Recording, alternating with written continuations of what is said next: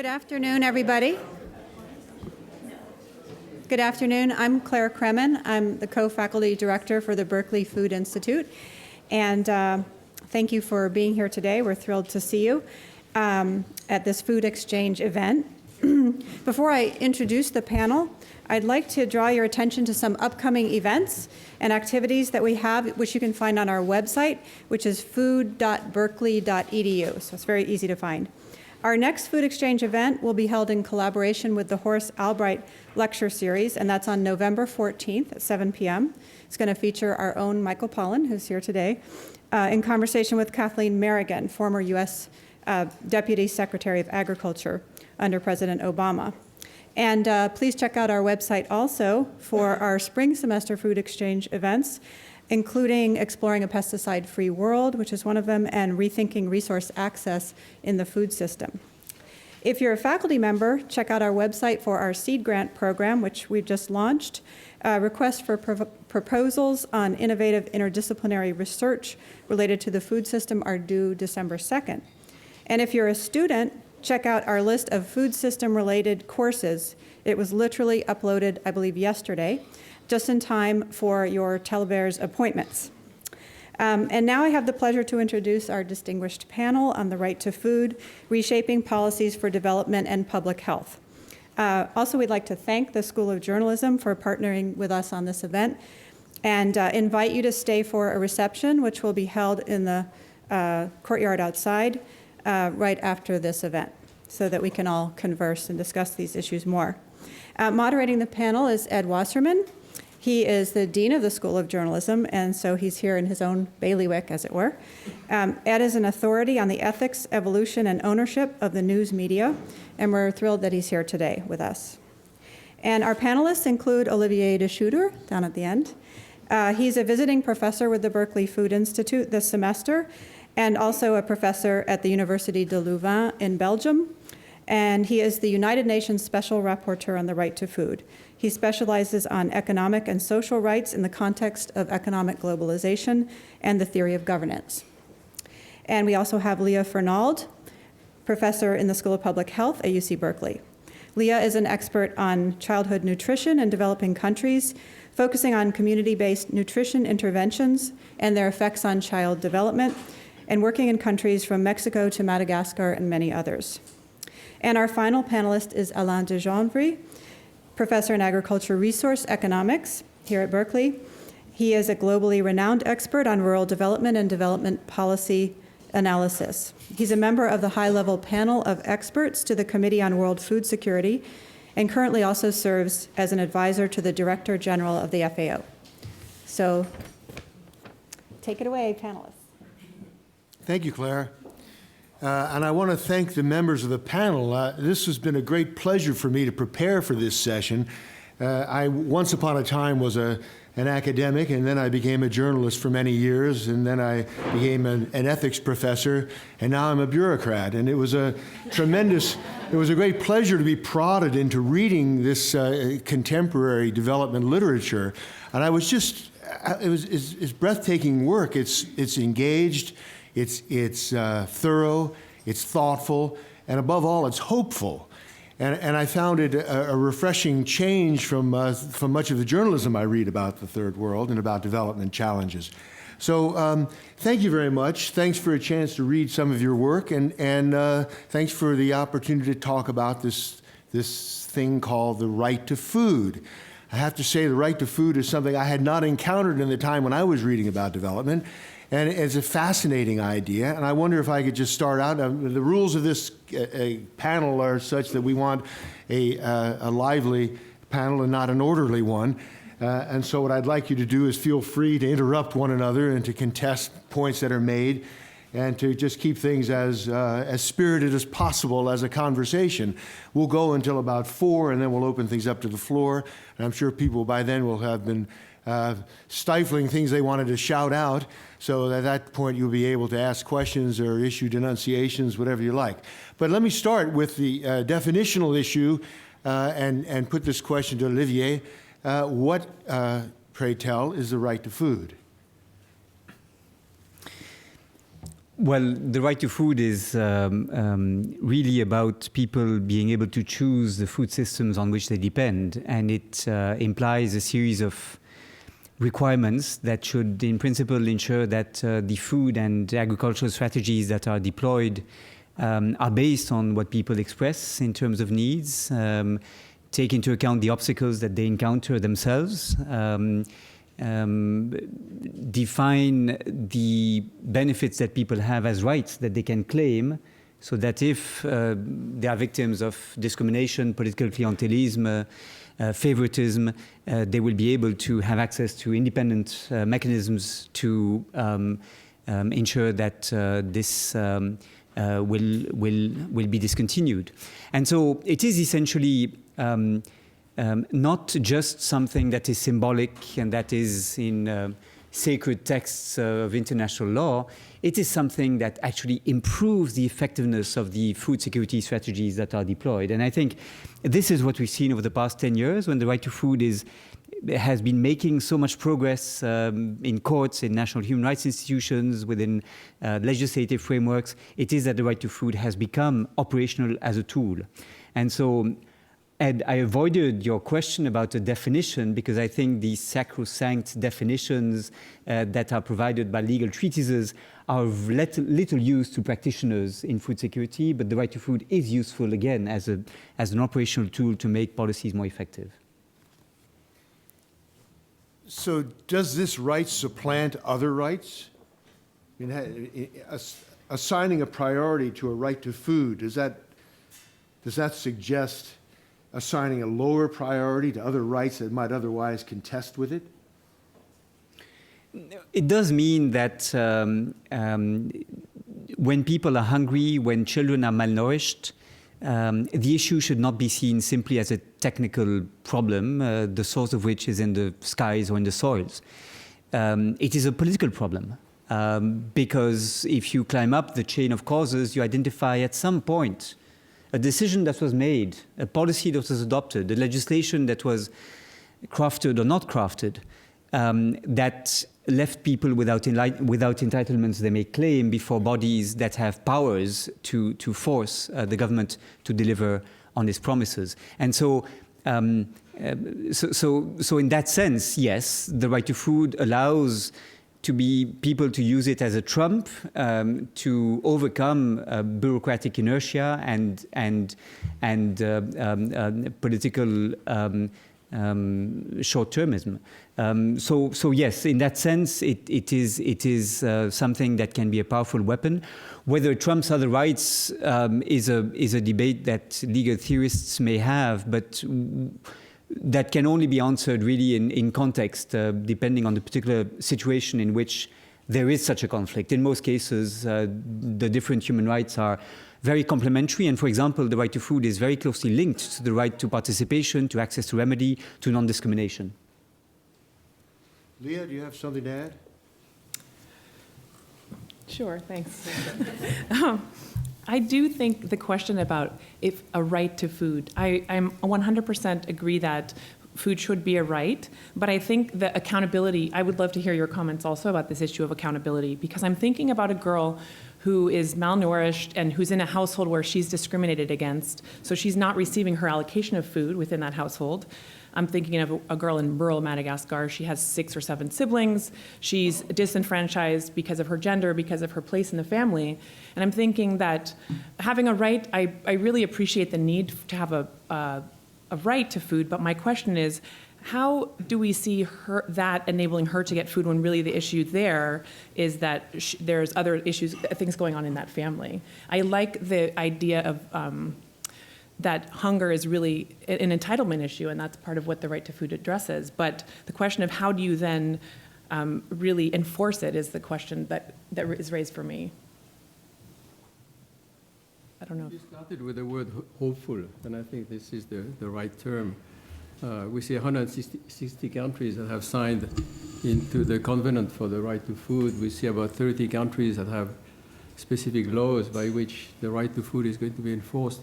For most countries, the International Covenant has the status of legal rights. And so countries can be taken to court for failing to deliver on the right to food. So it's a very hopeful movement. I think the key is what Leah finished with is how is it going to be implemented? Enforcement is not so much of an issue, I think, is implementation. You asked the issue as to whether there are trade-offs and whether, in a sense, if you meet the right to food, you're going to not meet other rights as a consequence of this one. This would be the case if there's a budget constraint, in a sense. The right to food, on the other hand, can be efficiently delivered, and I think that's the key, that it can be made into a win-win situation, win in the sense of welfare and well-being, clearly that's the case, but also win in the sense of efficiency. Hunger is not efficient. Hunger is a loss of manpower. Hunger is a source of labor inefficiencies and low productivity. But also, the right to food as a right becomes a commitment device, that food is going to be accessible. And when it is a commitment device, then it becomes an insurance. And if there is one field in which we have failed in development, is to reduce risk, to provide insurance. And the right to food, just like the right to work in India, for example, with the Guaranteed Employment Act, the right to food provides you with an insurance whereby if you fail, you know that at least you can eat, your kids can eat. So you can take chances, you can reduce what we call the cost of risk management, namely always being on the safe side instead of trying to look for new opportunities, because if you fail in those attempts, then you may not be able to feed your family. The right to food is a very powerful insurance mechanism, which as a consequence is an efficient proposition. And I think if we move forward with an efficient proposition, you have a win-win situation. It's at the same time good for people, but it's also good for the economy, it's good for growth, it's good for income generation. So yes, it's a very hopeful proposition. Well, it's impossible to dispute the desirability of brandishing a right to food as a fundamental human right. I mean, what's the alternative? Nobody's going to argue for starvation. My question to you, however, is how does this represent a change in development thinking? How does assigning a priority to a right to food break with the tradition of development thinking until the point at which the right to food assumed the importance it currently has? Well, I would suggest first in answer to Leah and her example of this girl facing discrimination within a household. The right to food, you see, imposes on governments that they do not remain passive in the light of such situations. When such situations are known, and governments should report about the obstacles that they face and the failures to achieve results, they should accept the burden of implementing solutions that have been proven to work elsewhere, and to justify the failure to reproduce these solutions if indeed they do not imitate those solutions that work. So, for example, discrimination within households, which is a huge problem for girls and women, may be combated by regulation, sometimes by school feeding programs that allow the girl to receive oil and sugar and wheat, for example, in the school and return home, so that the parents will have an incentive to bring the girl to school and so on. So the right to food is there to oblige the government to answer the hard question: why are you not implementing these programs that have been proven to work and that are relatively low cost in comparison, as Alain rightly notes, to the benefits that they can bring to society. So I think the right to food is helpful, even though there may be situations that are difficult to reach and impasses difficult to break. Now, as to what it changes in development thinking, I think for many years we've thought that development was about aiding populations in a top-down fashion based on technocratic assessments of what needed to be done. We are gradually escaping this idea that knowledge is detained by someone afar from the situations that people really encounter.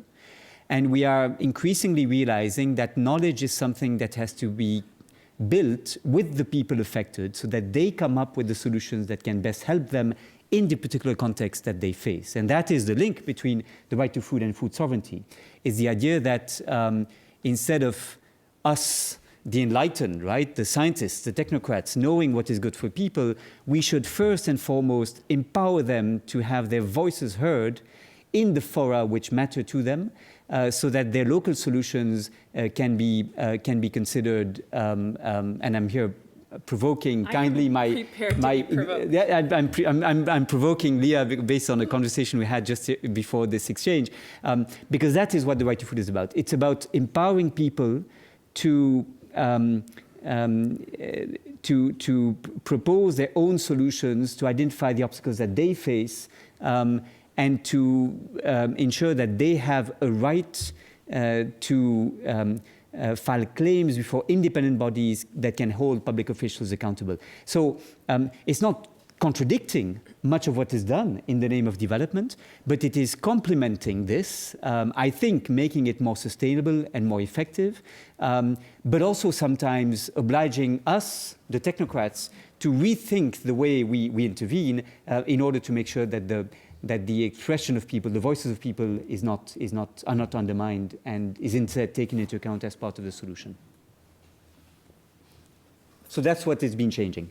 Okay, Yeah. so in response to a couple different things that you said, first of all, the evidence is not very good that handing out flour and oil and rice to households is necessarily the best way to get those children to be better nourished. Just the same as there's not great evidence that distributing school lunches is going to improve growth. Because what we know about growth is that the critical period of growth is from 0 to 2, and then after that, linear growth is pretty well determined. And it's very hard to remediate. And we also know that it's just extremely hard to intervene in those conditions. And my experience in Madagascar, for example, they've had 14 years of doing what the community and the 5,000 nutrition workers who are all very well-intentioned, and the nutrition minister and the health minister who are so well-intentioned and well-educated, but spend 14 years doing something that we know, again, from the literature, that growth monitoring is not an effective way to improve growth, that promoting exclusive breastfeeding, contrary to what I would like to believe, and I would like to be true, is not. Tell us a little more about what they did wrong in Madagascar? Well, it's not that they did anything wrong. It's just that there's a 14-year program this is an example where a government was very, very driven to do something about improving malnutrition. It's a country where over 50% of kids are malnourished. It's the top 5 in terms of prevalence of growth retardation in the world.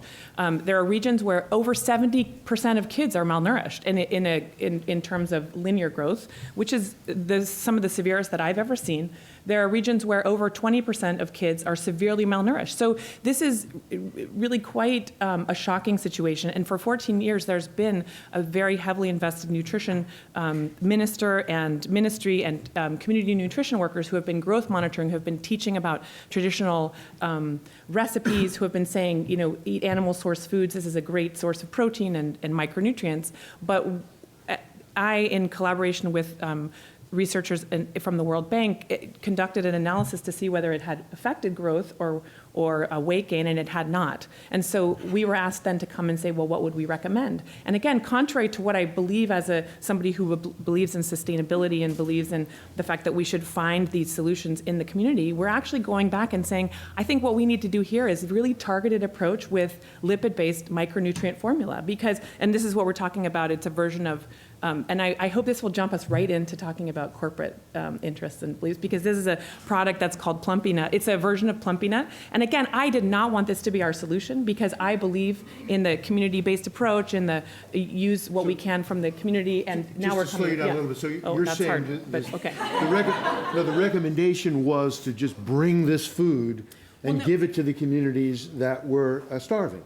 Well, okay, so yeah, my job is not somebody, I don't know. Not local empowerment, but just exactly. Get them So the what food. I'm saying is, my job is to come and say, look, we have 14 years of data from this amazing attempt at improving malnutrition, and what we're showing, and we have meta reviews that have looked at the literature and showing that growth monitoring does not work promotion of breastfeeding in terms of linear growth does not work. Promotion of complementary foods can work in small, with small effect sizes. And I guess what my role there is not to bring any knowledge of Malagasy culture or understanding those norms. My role is to say, hey, here's what we know from the international literature, that there have been, 8 or 10 or 12 studies that have looked at these various types of interventions, and what we know is that the approach that you're using is not working. So again, that I'm a technocrat.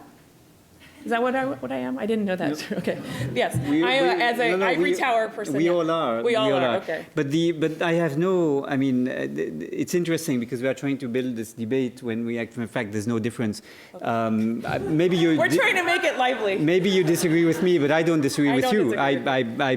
I'm perfectly happy to learn from what your experience has been in Madagascar, where I traveled a bit too, where governance is terrible, by the way, and corruption endemic, which is part of the problem, yes, which the Right to Food seeks to address. Now, the Right to Food is neither a magic bullet, nor is it prescribing any particular solution. It is a way of doing things rather than what you do that matters.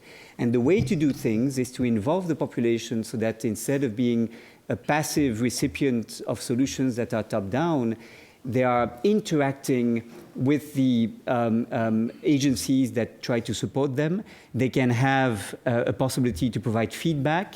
If they are given benefits, such as these programs of fortified foods and micronutrient supplementation, they should have clear indications as to whom has a right to be supported, and if some part of the population is excluded, or if they live in enclaves in Madagascar which are not connected to the main routes, that should be a problem, and that should be denounced as a violation of their rights. So I'm simply saying that the right to food is a spirit in which you do things, is a way to do things to make it more effective and to ensure that even the weakest, the most marginal segments of the population benefit from these interventions. But the interventions as such, I have nothing to contest or to challenge. So that's perfectly fine. Yeah, and before 2 years of age, yes, children do not go to school, so school feeding programs do not help. That's true. Right. So then, yeah, there's just I was thinking, I guess, more about the school feeding, because that's been a lot of what's been associated with the writings about the right to food, the school feeding, and the flour and the rice. And, that's okay. Sorry. All right. Sorry. It's so wonderful. One has to wonder why it's not more prevalently legalized and enforced. And I think we have to realize that there's a political economy of empowerment, and empowering someone else is giving up power on yourself. And politicians typically do not like to just surrender power that they have. There was for markets, for example, a very famous book by Robert Bates on Africa, Markets and States in Africa, where he's asking, well, why don't politicians let markets work better? Well, if you let markets be, they do it for you, and then you kind of lose control. You cannot hand out anymore, you cannot restrict, you cannot subsidize. The market is doing it for you. Empowerment is the right to food is a bit the same thing. It's no longer a supply side issue, it's a demand side issue. Which means, in a sense, that it has to be one on the one hand, which is where I think the special rapporteur's role is very important, is to stress the role of civil movement, civil society, participation. It's a right that has to be won, in a sense. It's not a right which is going to be handed down. There can be international pressure to grant the right, but in the end, it has to be domestically legislated. And it's a power play as to how much do you want to relinquish power versus keeping an instrument. The instrument of food has always been very powerful. Famine have been historically very powerful. All kinds of restrictions on food trade, on food pricing, on food subsidies. Think of Malawi, think of other places, are very powerful political instruments in terms of clientelism, in terms of elections. So the right to food has to be won, and we see that it has been internationally recognized. At the country level, there is still a long way to go. And to take it out of the political economy, of the political struggles which are behind what granting out the right to food means, is in a sense not recognizing how it is going to be achieved. The second point, I think, is that it has to be won, but the winning will be easier if it's made to be more efficient. What I think we have learned is that famine, hunger, is a very complex issue, and the fact that you observe those projects which, in a sense, in spite of all the expertise and the money that is going behind them, have a hard time to succeed. There's a telling figure, which is that the there has been a very sharp decline in poverty. Over the last 25 years, we have taken in the world, the world, have taken 1 billion people out of poverty. The number of people who are hungry, who are malnourished, has basically stayed the same. Right?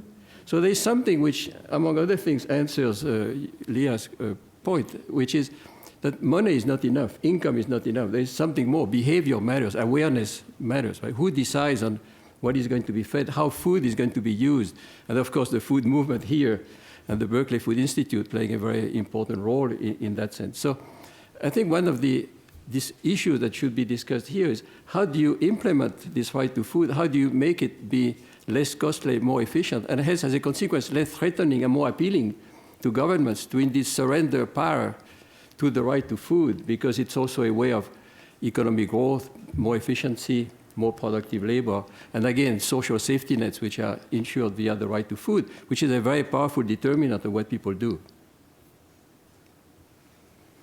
Yeah, I think this is a very useful comment from Alain. I think it is very difficult to convince governments to bind themselves to delivering certain benefits, for example, to establish standing social protection schemes or to empower people by framework laws that establish fora in which food security policies are being discussed, because that is what the right to food is about. However, governments who make significant progress in reducing poverty are governments that are popular with the population. I mean, look at Lula da Silva. That's the most remarkable reduction of poverty, of child malnutrition in recent years. And he left office with an 80% popularity rate, which many politicians would, of course, envy him. And so, and that was, of course, there were many compromises and so on in that period during which he was president. But he did invest in participatory policies, and Brazil developed food security programs, the Fome Zero strategy, that were very rights-based, based on popular participation, based on the strengthening of social programs defined as rights, with, I think, remarkable successes and with a very strong political reward for the government in power. So, yes, it may be difficult for some governments who buy loyalty by giving away handouts to share power, but many can see this as a very good way to really achieve development objectives which shall play in their favor. But surely, if the Lula case was typical, we wouldn't be having this conversation. What by and large are the obstacles? If it were just a matter of central governments gaining in popularity by feeding their people, then that would be a very happy outcome. What is the more typical case? Well, the more typical case is governments do not care about their popularity because they have no fear of elections. That's the typical case, and their best hope is to simply keep the population tame by avoiding the most extreme consequences of hunger, which is famine. But apart from this, they are not very interested in realizing development objectives. This is why the MDGs, which are so popular within many UN circles, have in part failed. It's because they were not based on human rights, and that governments who were not delivering results were not sanctioned. There was no political sanction. There was no real consequence of failing to make progress. And so we are here, 15 years later with very poor results. And I do hope, and I'm optimistic, that the next wave of development goals will be much more rights-based exactly for this reason, because it can make them more effective. It can oblige governments to deliver on their promises. Is there a sense that the right to food is becoming mainstream in development thinking? Is this a fringe cause, or is this something that is fast becoming mainstream in the way that development is being conceived? Well, I don't want to monopolize the answer. So, Alain, I think you would like... At the formal level, yes. At the real level, I think we are quite far. And I think that we have to recognize that to implement the right to food is not an easy proposition. We have not, again, reduced hunger as much as we have reduced poverty. There's a very easy way to reduce poverty, which is you just transfer cash to people and they are going to rise above the poverty line. With food, that's not the same, right? And what we learned from Brazil, I think, from A0 is basically that you need a kind of multi-pronged, multi-sector, multi-ministerial strategy, which is going to combine a whole set of instruments. Would it only be because the manifestations of hunger are so varied? For example, let me give you 2 or 3 entry points in that strategy. The first one is the issue of vulnerability to shocks. If you look at the poor today, what you will find is that most of them fell into poverty as a consequence of a short-run shock, which is keeping them into long-term poverty. And we pay very little attention to vulnerability. It's easier to identify the poor and do something for them, chronic poor. It's very difficult to recognize people who are non-poor, non-hungry, but would fall into poverty and hunger, let's say, if they were affected by a shock. And then what kind of programs do you put into place in order to kind of quickly help them out or prevent them from being exposed to those shocks? Most of the programs that we have are directed at chronic poverty as opposed to transitory to vulnerability. And yet, again, as we know, we do wonderful programs to take people out of poverty. We go back to the sites where we implemented those programs. We find that the poor have been reproduced where this happens as a consequence of shocks. The second is 75% of world poverty is rural people. Most of them produce the food that they consume. So it's not a matter of kind of handing out food. It's not even a matter of kind of food markets. It's a matter of production for home consumption. And yet, most of the technological efforts are not geared at production for home consumption. We want people to produce for the market.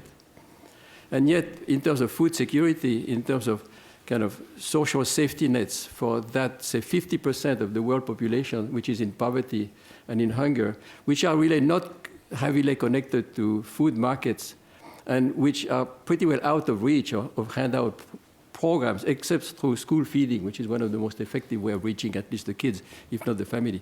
Then production for home consumption is a very important aspect of production. The third is that we do not like transfers which are going to be reproduced forever. Donors always want to do things which are short-run, and they want to see a way out, what is called smart subsidies, where you do a transfer, but you know that at the same time as you manage the transfer, you manage the way out of the transfer. And that's what we call the twin track. And Olivier has this in his very good report that you just presented at the United Nations. Namely, what you want to do is at the same time transfer and bring people out of poverty and out of hunger. But at the same time, you want them to build assets in such a fashion that that situation is not going to be reproduced over time. And the transfer that you use at the same time buys you out of sustaining the transfer, building the assets and building the capacity to generate income, to become employed, to produce for home consumption. Conditional cash transfers, where the mother receives cash, but the kid has to go to school, is a way of breaking the inheritance of poverty. So you subsidize this generation, this mother, but you know that you're not going to have to subsidize the child because the child will be educated. In Ethiopia, in Yemen, where we are very heavily engaged, what is called productive safety nets is that you target your relief to families in hunger via allocation of labor time. But this labor time goes into public projects, which in the case of Yemen is basically towards water management. It's a country that is dry. It's a country that is affected by climate change. It's a country that is losing access to water. And what you do is you mobilize community labor to invest into water works, which are going to allow them to first have water for consumption, but also have water for production. And the short-run transfer is what keeps people out of poverty. So I think what can be learned from, and in Brazil, this was the Bolsa Familia, which is based on the same principles of conditional cash transfers. So we have a multi-pronged strategy, and the agreement on the right to food at the formal level, I think, is well recognized. At the real level, I think it depends on our, in a sense, participation and the development community's participation to identifying ways by which those hunger reduction, those food security and right to food programs are going to be implemented in a way which make them competitive with alternative use of resources. Could I make a comment about conditional cash transfer programs and raise an issue, which is how does the right to food address the increasing issue of obesity? Because one thing I'm thinking about Brazil and Mexico, other countries that have adopted a conditional cash transfer approach, we know that the cash can help children grow, but we also know that the cash can be associated with increase in obesity.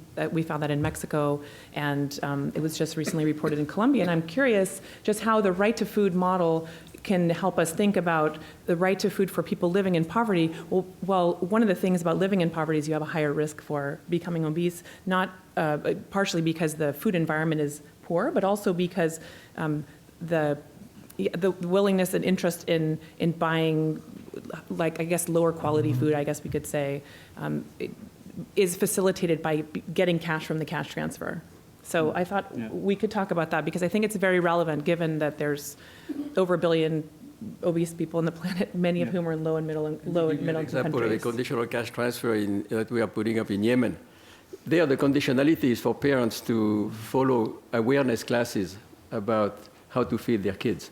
So the cash transfer is income, but the conditionality is for awareness and learning and to change, in essence, the culture of how food is used in the households. Okay, so maybe two comments. One in reaction to what Alain said just earlier on, and then an answer to Leah. First, the right to food is, well, in part about courts stepping in to protect rights that are being violated by some public programs, or to strengthen existing programs, such as the Mahatma Gandhi National Rural Employment Guarantee Act in India, which the Indian Supreme Court declared to actually be implementing the constitutional right to life, that includes the right to food, and thus imposed its universalization and imposed stronger checks on how the program was being implemented at local level, strengthening the effectiveness of the program and avoiding it being misused by local public officials. So the right to food is in part about that, but it's also about what Alain mentioned, which is multi-sectoral strategies that can identify synergies between, for example, employment, education, agriculture, rural development, right? If you have a public works program in which small rural infrastructure is being built by people who have no other source of income and who receive a small wage for this that corresponds to the minimum wage, and allows the farmers benefiting from this infrastructure to have better irrigation, also reducing the time that women spend fetching water, for example, if villages are connected to pipe water. This is the kind of program that should be part of a multi-year, multi-sectoral strategy, and the right to food is about a duty of the government to adopt such programs and to do so in ways that are transparent, that are based on participation of civil society. And the obligation of the government is not to remain passive in the face of such needs. So the adoption of such programs can be accelerated, facilitated by the governance tools that the right to food recommends very explicitly. Secondly, on the question of Leah, very important question concerning obesity. The right to food is about the right to adequate food, and this dimension of adequacy, in addition to the dimensions of availability, enough food, and accessibility, being able to afford the food that is available, is often neglected but very important. If we have a situation in which the food environment, as you described it, is inadequate, and people do not have access at an affordable price to all food groups, allowing them to have diverse diets, the government should step in. If the regulations are inadequate, so that, for example, substitutes to breast milk are being marketed in conditions that are inappropriate, or if advertising to children encourages them to eat snacks and sugars, etc., leading to high rates of obesity, the government should step in. Now, there are legitimate differences of opinion as to what can work better to reduce obesity, whether it's an approach based on economic incentives and taxation, whether it's an approach based on subsidies to agriculture for the wrong things, whether it's an approach based on regulation, or whether it's an approach based on incentivizing the best behavior by, nudging the consumers into making the right choices. Those differences are legitimate. But what the right to food basically obliges the governments to monitor is there a problem? Are they doing something about the problem? Are they achieving results? And if they are not achieving results, why not? And should they not improve the policies in place to tackle this issue? So it really is a duty for the government to monitor what's happening and not to remain passive in the face of such evolutions. But the form the interventions may take will vary from context to context, and it's a question of trial and error. What intervention exactly shall be the most effective in particular contexts? Most of this conversation has looked at the responsibilities of local governments, and I'm wondering about the international context, both in terms of what donor nations should do or should stop doing, and what the international food industry should do or should stop doing. I think there is no blueprint that is readily available. That's what is coming out of what Olivier was saying. And we have to realize that it's a very complex problem, and we know relatively little as to how to approach it. There are examples from which to draw. Brazil, India has had some interesting initiatives. South Africa has had interesting initiatives. But first, they don't transpose very easily into other contexts. And second, they are also not necessarily complete and in need for further improvement. So we are in front of a need to experiment, to try new ways of doing it. This is where research comes into play. Universities have a very important role to play here. So I think we have to start from the idea that we don't know the answer. The answers have to be designed for each particular specific context. Finding the answer itself requires experimenting, so piloting, but piloting in such a fashion that we learn as we go.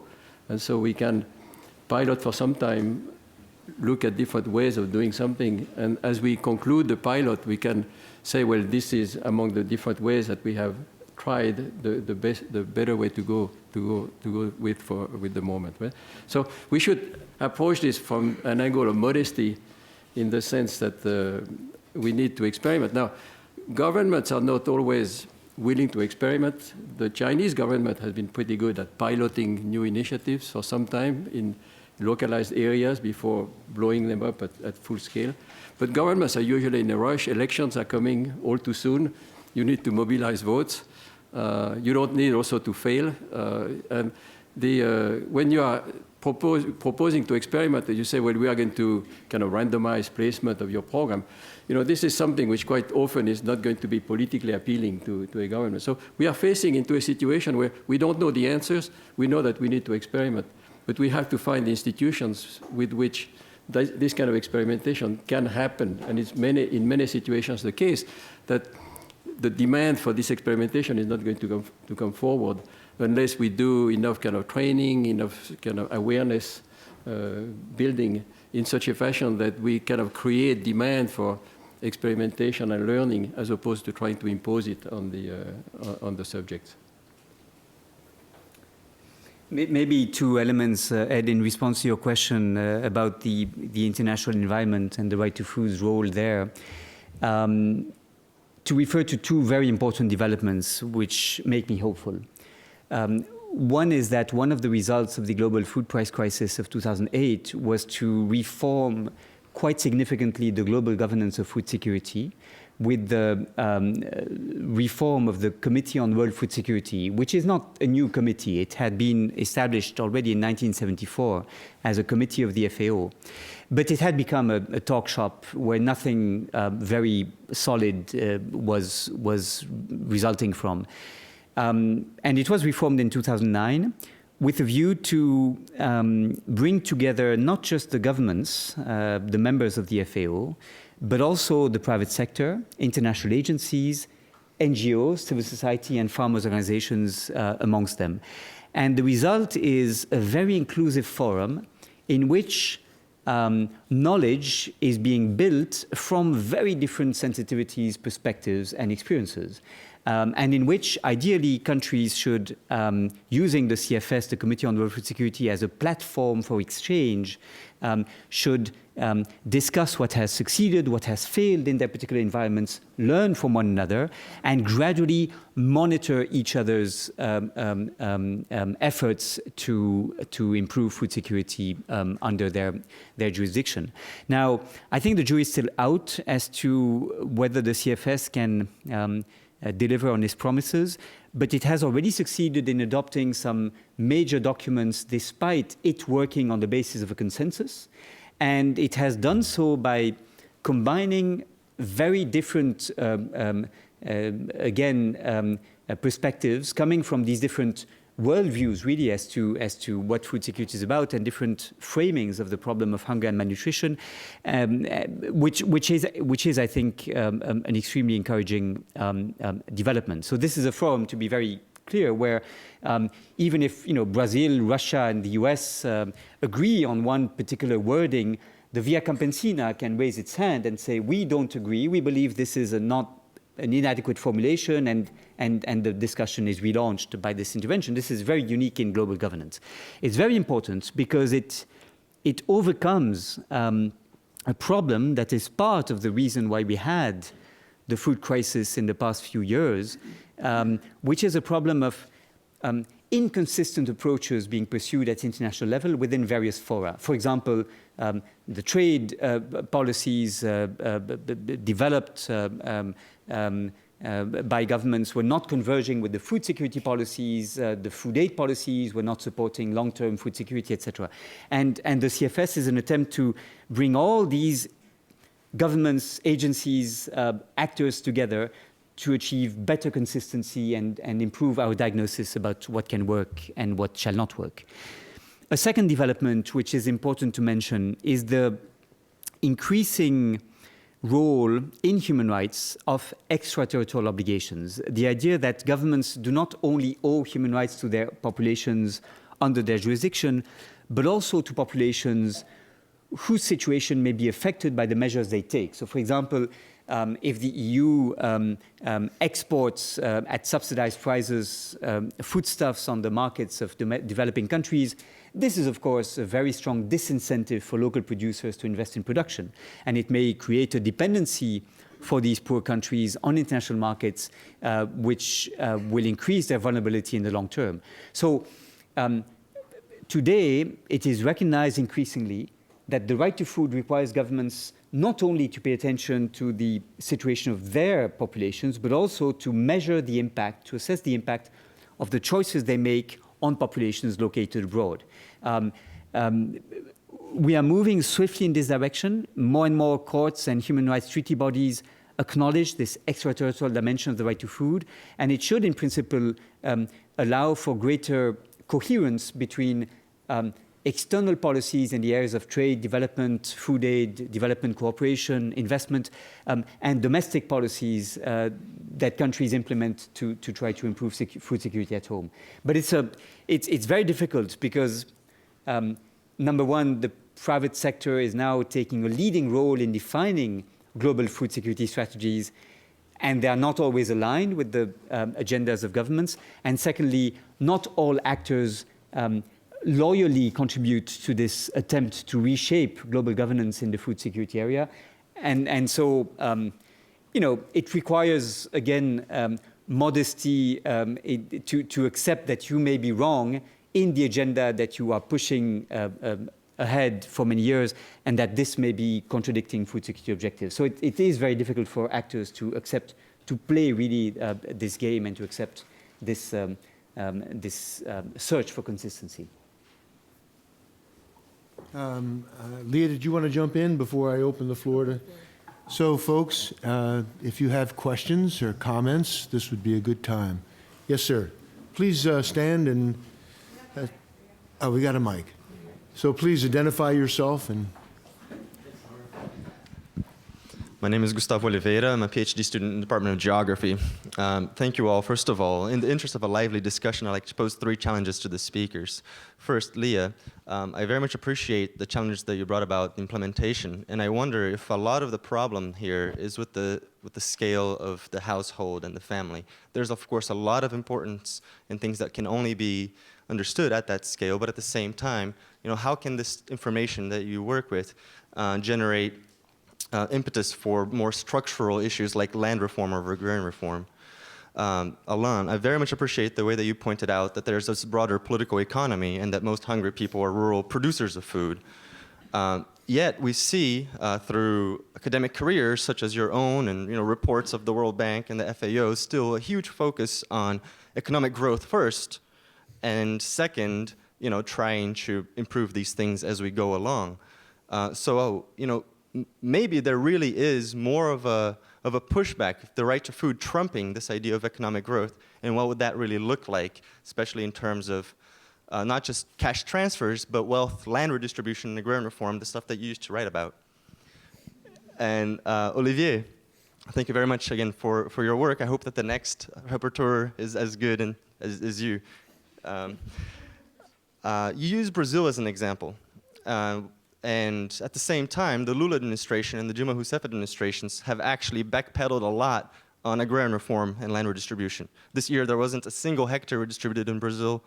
And you see social movements like the MST really challenging these programs for supposedly right to food, which stay within this old-fashioned idea of food security, which really dovetails with economic growth, with cheap food, with an agro-industrial model, with the Green Revolution technologies that Alain pointed out are insufficient to really address what would take to get the right to food to be implemented, which is more like food sovereignty, where people control their own production and control the land. So how can you use an example like Brazil as a positive lens without losing the ability to use your intervention on the right to food to strengthen causes for land redistribution, agrarian reform, the structural issues that are not really captured at the scale of the household and that are just never, I guess they're not capitalist enough for the World Bank and the FAO. Well, thank you. Shall we go in order? Sure. Thank you for your questions. Really thoughtful and thought-provoking. I would say I really operate at the more of an individual and household level, and this is where I get stuck in terms of thinking about the right to food, because I keep thinking about how is it actually implemented at a household level. You could say you have a right to healthy food, but how does that healthy food actually get into the mouth of the child who needs it at the right time? And I asked myself that question, whether we're talking about obesity prevention or growth promotion.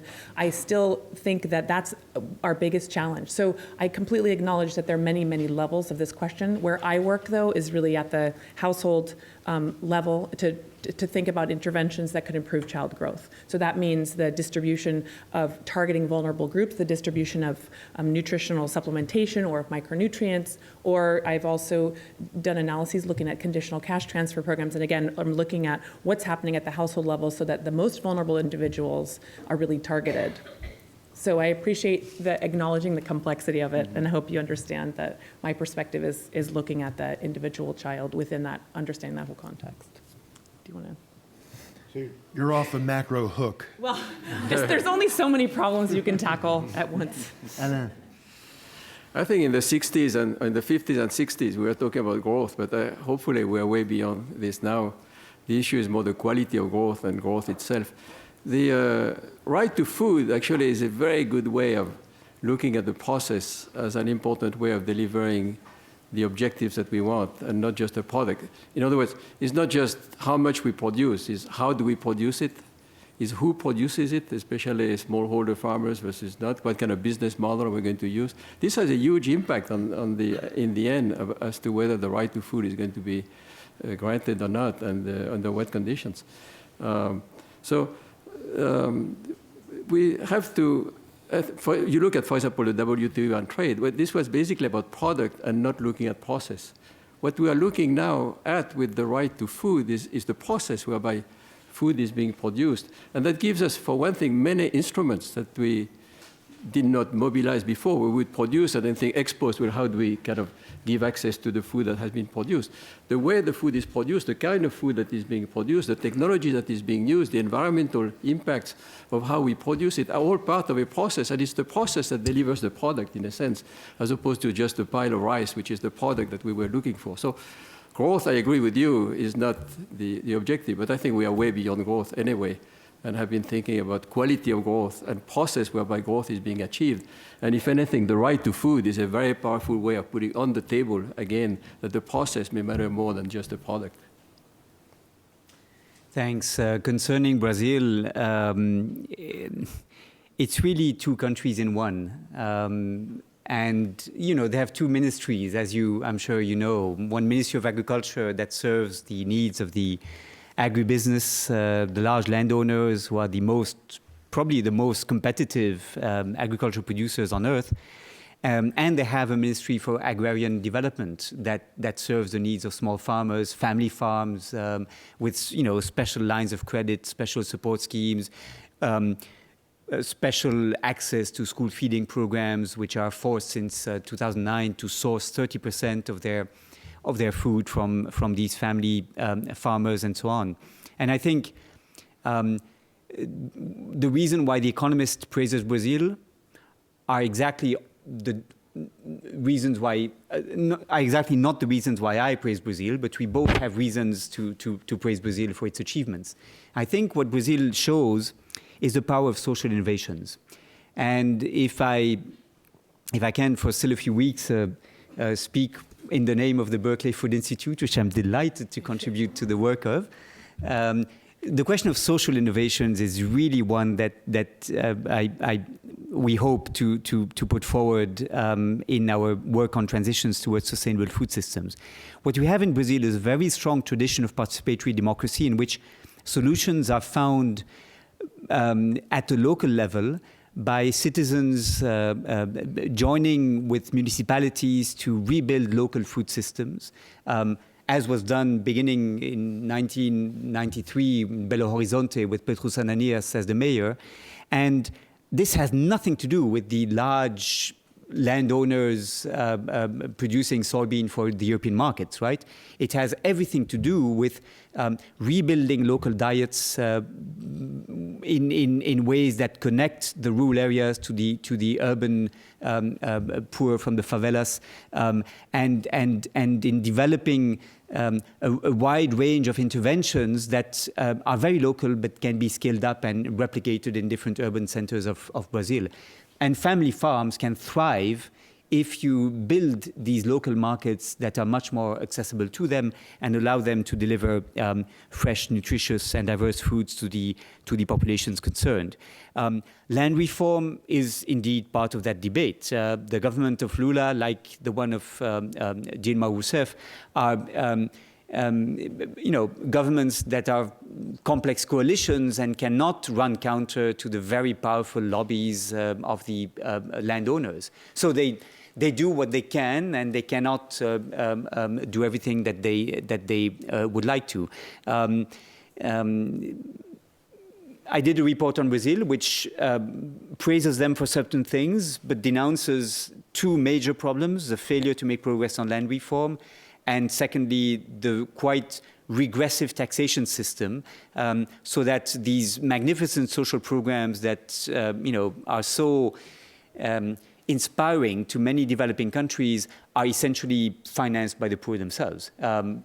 And the Brazilian government would have been well advised to see the half full glass and welcome these very constructive comments. Instead, it saw the glass as half empty and denounced what I thought were failures. And so it was a difficult mission for that reason. But I think Brazil has much to offer and has been very successful in many ways, despite this failure on land reform. Other questions? Yes, sir.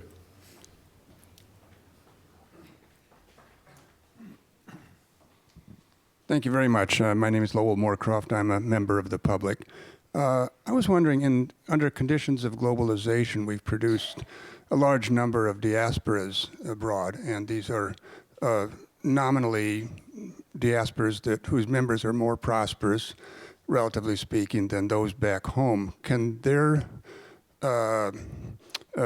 activities be harnessed into this activity of changing the food situation back home, or are they just going to send remittances and that just is another kind of cash transfer that just gets dissipated? Thank you. Well, there's a lot of return entrepreneurship that we see where people migrate, people get an experience, learn trades, learn technologies, and then go back home and then apply what they have learned to in their own settings, which quite often is a more profitable place where to use what they have learned and try to compete in the places where they have learned. It's kind of the blue water, red water type business school environment where the water is red here and it's very blue on the other side, and you come back with your skills and you can have opportunities to develop a business sometimes much more profitably. So we see quite a lot of return technology in different fields, and this is the case as well in farming, in a sense, where many technologies are being transferred.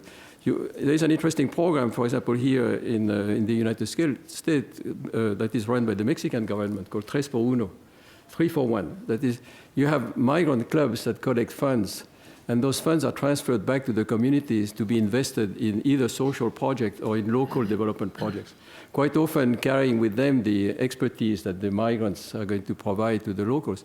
And it's called 3 for 1, 3x1, because it is being matched 3 times, one at the municipal, one at the state, and one at the federal level. So any $1 which is being transferred from here, this diaspora of migrants in the United States, finds investment opportunities in the village communities. But to answer your question, it's not just money, it's also kind of the expertise that can come along with the return money as provided by the migrants. Yeah, just as a footnote to Mark Brenkoff's question and the answer of Alain Janvry, I think what the answer highlights quite rightly is the importance of food processing industries emerging in particularly the least developed countries.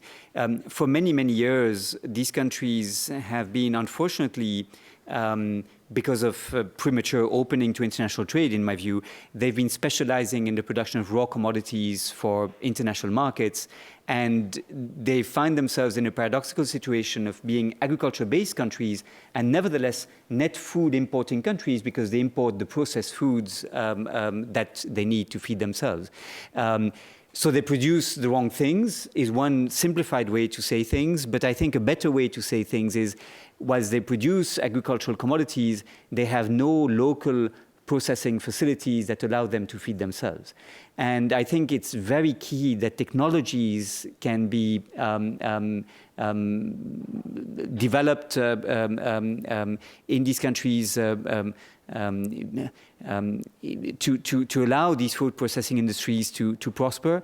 In part, this would be a way for the local producers to have easier access to markets. And in part, it would mean that there would be much better linkages between agricultural production in these countries and the secondary and tertiary sectors, the food processing industry and the food services sector that could thrive provided this technology and this expertise were made more widely available within the population.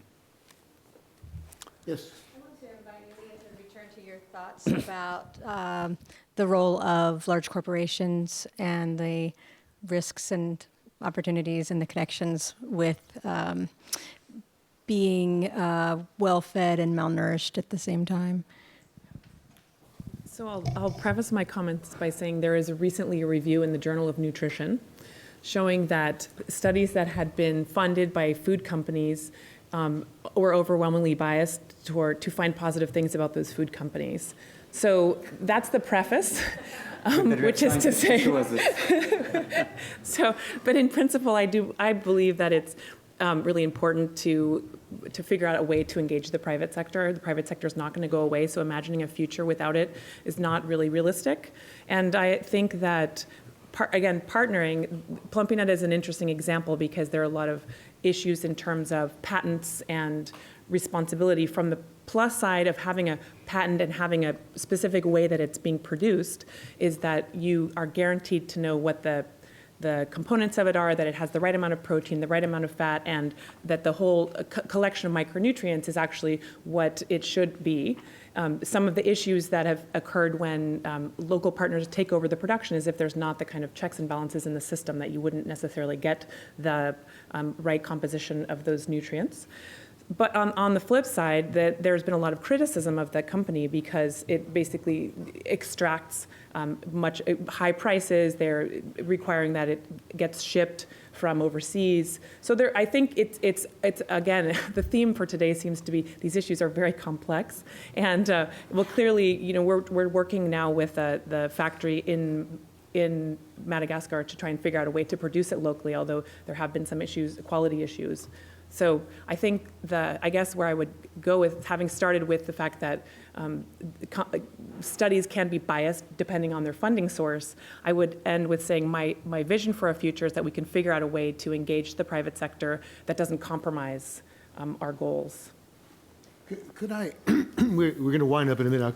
I have one question, which is that before we leave, it would be nice if this panel could give the people here some indication of initiatives that are underway that they could put their shoulder to and could feel supportive of, whether they're legislative initiatives in Congress or they're program initiatives that are perhaps beleaguered and not getting the support either within the United States or internationally. Some idea of what concrete is going on that you find especially hopeful and is deserving of our support. Are we doing that now? I hope that silence is not indicative. Well, hang on to that thought, and let me ask this lady for the last question here. Yes, I'm Stephanie, a member of the public, and very much a person interested in the genetically engineered issue. I came in late, so you may have addressed that. But I think it does tie in with child nutrition, and it ties in with access. It ties in with people being able to have their own seeds and all kinds of issues. So I just wondered how you see that in your various areas of work. And as you know, maybe you don't know, but there is a large group of many people working on this issue internationally, locally, starting with the labeling, but also other aspects of this. So. The opportunity to do interesting things is just huge. And I think it's only recently that we are, instead of kind of working with governments or working with the big foundations and whatever, realizing that there's a lot of access to direct action where we can get involved. We can experiment. For example, the use of IT for crowdsourcing of information, you very much advocated this in terms of the right to food. Who better to sort of bring up the lack of respect of the right to food than people themselves? And the fact that you could crowdsource, use cellular phones for people to expose the fact that their rights are being violated. You can do this at the level of factories. You can do this at the level of schools in terms of school feeding programs. So plenty of opportunities to experiment. A lot of money, in a sense, which is available. If you know where to go, you find it. I don't think we can give ourselves as an excuse that we have good ideas which are not being funded. The funding is kind of around. The ideas is what is in short supply. The entrepreneurship to organize those experimentations, to put experiments in the field and to be able to carry them forward and manage them in such a fashion that we get kind of clean results that we can believe and that we can replicate in other places. So lots of opportunities to experiment with new approaches, lack of knowledge as to how to do it. And in a sense, my message would be it's up to us. It's up to us to kind of go ahead, take advantage of the fact that the right to food is very much on the table. How to implement it is still very much up to be defined. And it's people like you and us, in a sense, who have the responsibility to go out and try things as to how it can be done. And you and us is not just us, the old gray-haired faculty members here, but all the young students who are on the other side of the table. In response to your question, there are some interesting initiatives in terms that are allowed, that have allowed for using genetic modifications to improve nutritional status. Thinking about, for example, a study ongoing which is trying to find types of black beans in Mexico. Types of black beans, now this is not about adding any genetic information to a bean, this is about finding beans that already have high iron content and breeding them together using simple Mendelian genetics. It's a different kind of genetic modification, but it's a type that strikes most people as a little more sustainable.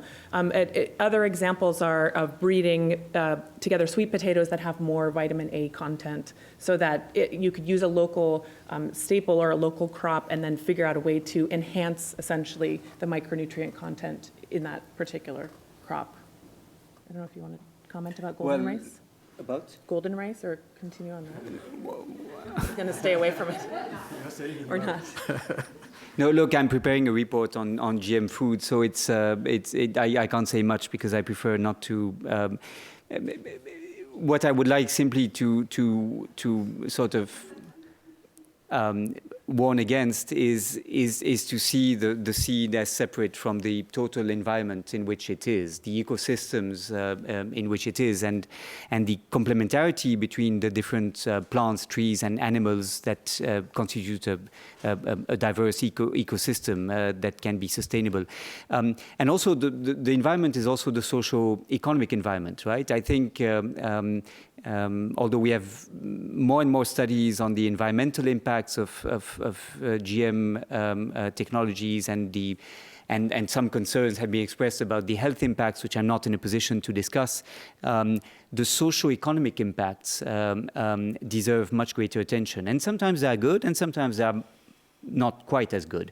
And so my report, just to flag what it will be about, will look at South Africa, India, BT cotton in India, Brazil, Argentina, China, various places where GM technologies are used, sometimes on a very wide scale, and see the impacts on the structural revenues in rural areas and the ability for small-scale farmers to make a decent living from farming. And that's an issue which should be much more central to the discussion if indeed our aim is to reduce rural poverty and improve diets and not simply to boost production.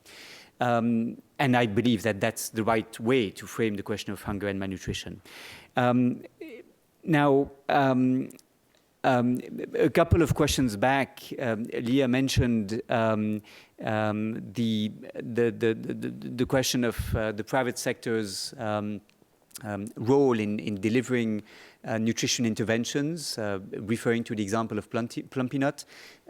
I would simply like to say, and I hope this is not the final note, Ed, because it's not going to be a particularly light note, but we are now in a situation where governments have good intentions. They've been woken up, I think, to the issue of hunger and malnutrition. Every 6 months, there's an international summit on this issue in which grand-sounding resolutions are being adopted and pledges are made.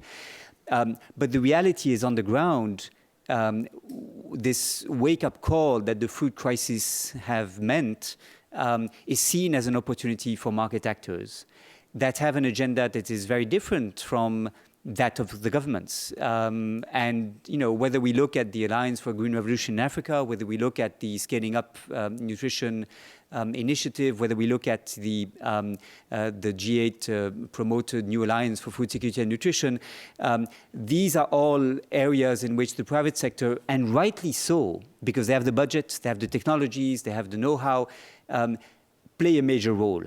And for me, it makes it extremely difficult for governments to channel investments into what really shall have poverty-reducing effects, to ensure that the solutions that are prioritized are solutions that will benefit the poorest and the most vulnerable, even those who will not be, promising commercial farmers in the future.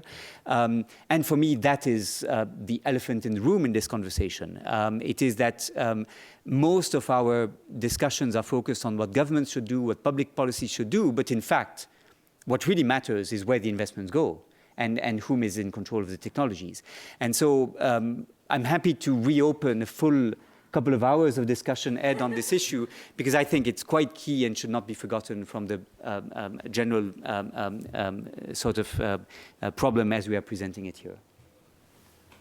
Well, Lydia, I couldn't agree more, but I'm sorry, we are we are indeed out of time. Thank you so much to all of you. My name's Ann Thrupp, and I'm the Executive Director of the Berkeley Food Institute, and joined Claire Kremen and Alistair Isles and many affiliated faculty just several weeks ago, and I'm really excited to be here. And this was just a great, provocative forum today, so thanks for keeping it incredibly lively and interesting. And I'm sure we could continue the conversation for at least 2 hours, Olivier, so I'm sure people will stay as long as they can to continue. But I also want to thank all of you for coming, and we hope you can continue coming to attend our future events. And I also like to thank Nora Gilbert and Julie Hernano for helping to do all the behind-the-scene work to set this up, and to the School of Journalism for hosting us today.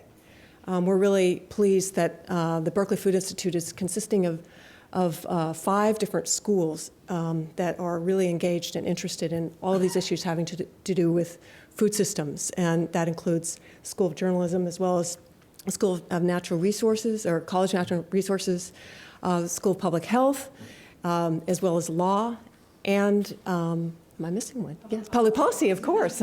Sorry. So anyway, we're really excited to have all of you here today, and would like to also encourage you to come to our, as Claire Kremen mentioned in the beginning, we have a really exciting event coming up on November 14th on the future of the food movement with Kathleen Merrigan and Michael Pollan. So we hope you can come to that. This was a great exchange today. I think it just illustrates the importance of bringing together cross-disciplinary input and discussion on very complicated issues, both depressing and not light, but also there are some exciting, hopeful things going on. And one of the things I'd really like to have all people consider as we go into our reception is to talk about also how these concepts apply to here at home. I think the social movements that are happening around the U.S. that are connecting both domestic and international issues is one of the really, I think, hopeful elements that people are really working on. You know, the flip side of the same coin of both obesity and hunger in relationship to this concept of the right to food. So, and right to healthy food and good food is part of that discussion. So enabling that to happen will be part of the conversation I think we can continue. And with that, I'd like to invite you all to go out to we have wine and food for us to continue the conversation. And thanks again for our distinguished panelists and for all of you. We'll see you later.